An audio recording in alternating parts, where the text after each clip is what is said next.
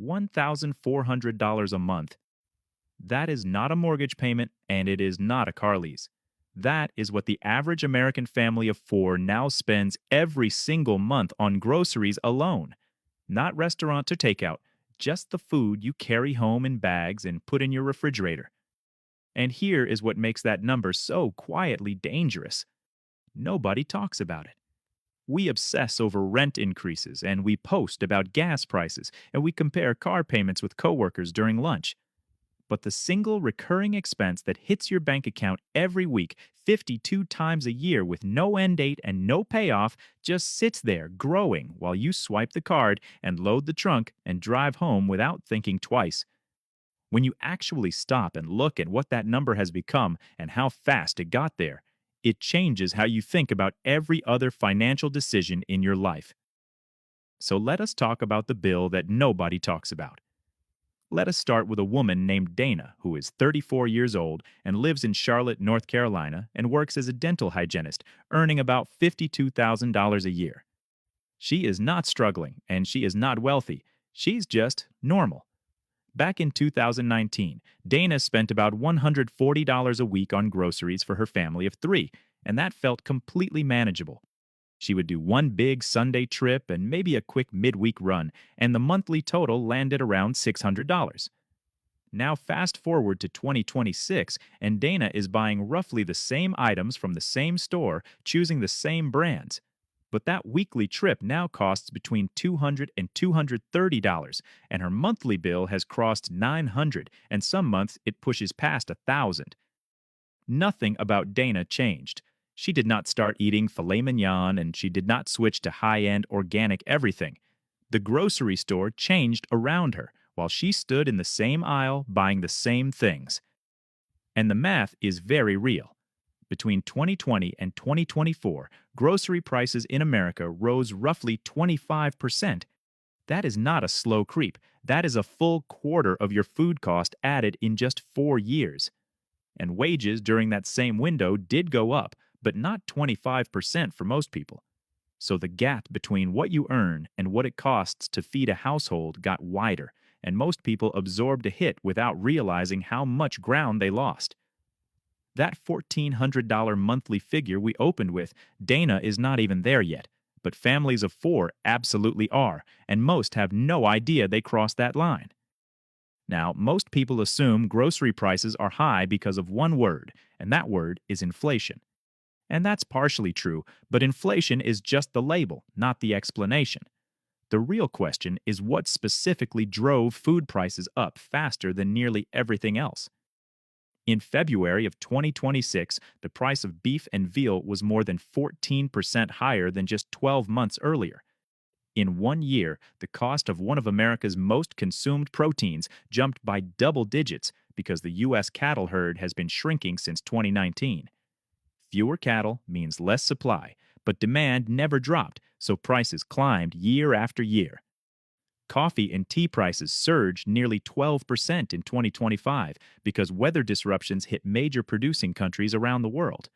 A drought in one region and a flooding in another, and suddenly your morning coffee costs far more to grow and harvest and import.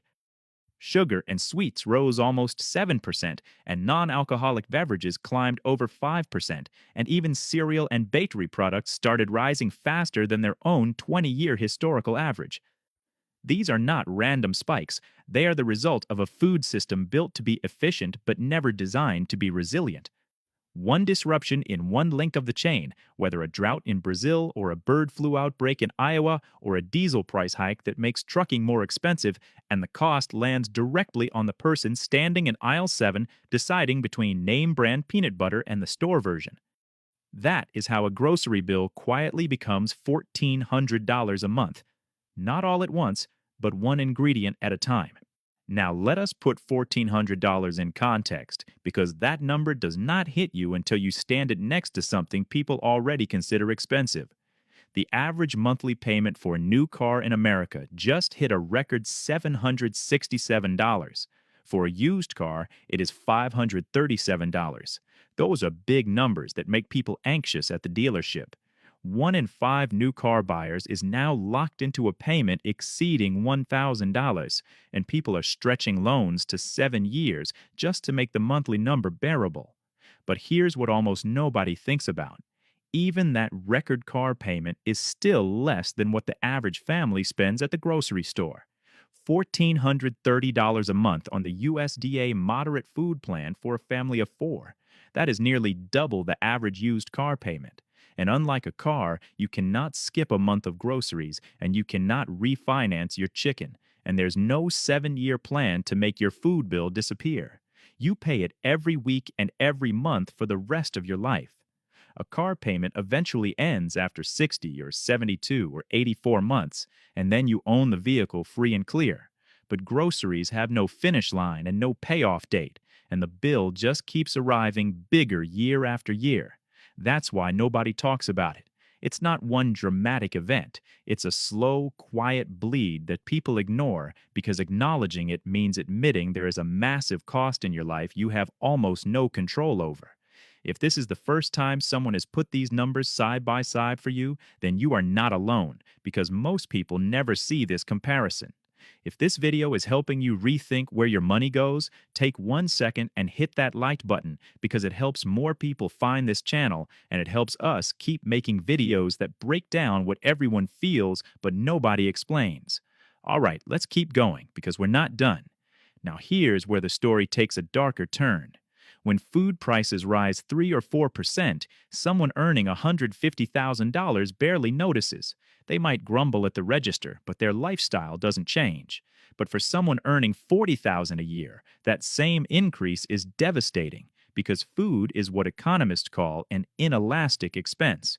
You can cancel a streaming service and skip a vacation and stop buying new clothes, but you cannot stop eating.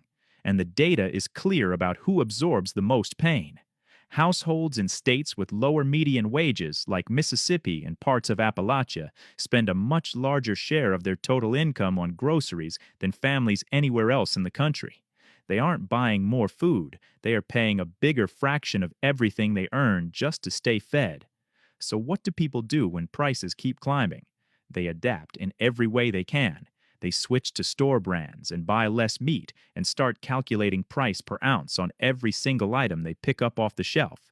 They clip coupons and shop sales and plan meals down to the last ingredient, trying to stretch every dollar as far as it will go. And those strategies do work to a degree. But here's the cost nobody talks about. The mental load of turning every grocery trip into an exhausting math problem takes a real toll. It eats up time and energy and attention, and those are the same resources you could spend building a side income, or learning a new skill, or being present with your family at dinner. Rising food costs don't just take your money, they take your bandwidth and your clarity and your ability to think beyond the next meal. That's the part of this bill that never shows up on any receipt. So what can you actually do about this? Not at the policy level and not someday, but right now, this month, in your actual kitchen with your actual budget. First, you need to know your real number because most people have absolutely no idea what they truly spend on food each month. They guess, and they are almost always wrong, sometimes by hundreds of dollars. Pull up your bank statement right now and add up every grocery transaction from the last 30 days and compare that total to the USDA food plan benchmarks.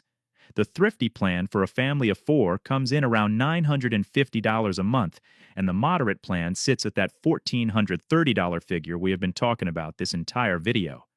If you are above your expected bracket and never realized it, then that gap is your starting point for taking back control.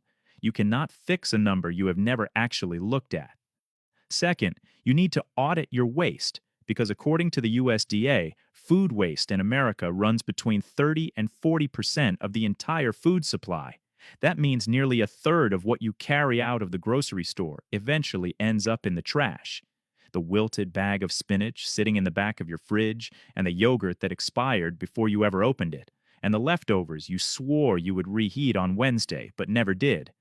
That is not a budgeting failure. That is a purchasing failure because you are spending real money on food that never becomes a meal. Cutting your waste is not glamorous advice, and it will never go viral on social media, but it is the single most effective way to lower your grocery spending without changing a single thing about what you actually eat. Third, you should flip the ratio of how you plan meals, because most people decide what they want to eat first and then go to the store to buy whatever ingredients that meal requires, regardless of what those ingredients cost that week. Flip that process completely.